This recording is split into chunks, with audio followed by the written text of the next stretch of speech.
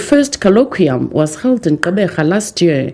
The aim is to identify challenges facing young people and finding ways of tackling those challenges. Mental health, gender-based violence and other socio-economic challenges are seen as having a negative impact on young people. Issues of unemployment after graduating and also issues of social cohesion, which simply means that what is it that is supposed to be their responsibility when they are going back to their societies. Issues of teaching them, to be responsible citizens.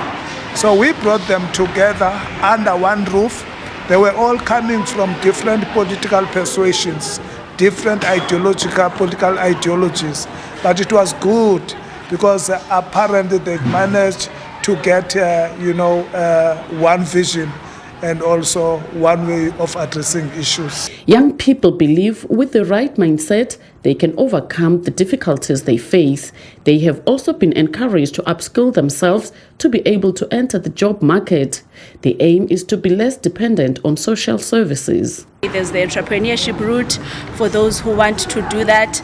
There is skills and development to join the labor force, because not everybody is going to be an entrepreneur, but also just highlighting what a skilled workforce, how attractive it looks to investors, and so on and so forth. And then the other part was the inactions. I think both earlier happenings early on in our country have highlighted what happens when we don't have enough of our own money as a state, and make it pragmatic and palatable to their age group, right? Because sometimes economics can be a bit abstract. You want a first-year student who's just coming out of high school to understand, why do we need to borrow from other countries? Why do we have VAT cuts? Entrepreneurship is seen as key to activate youth participation in the economic space. However, despite their enthusiasm, funding is often seen as a stumbling block. Not everybody would have access to funding, especially postgraduate students.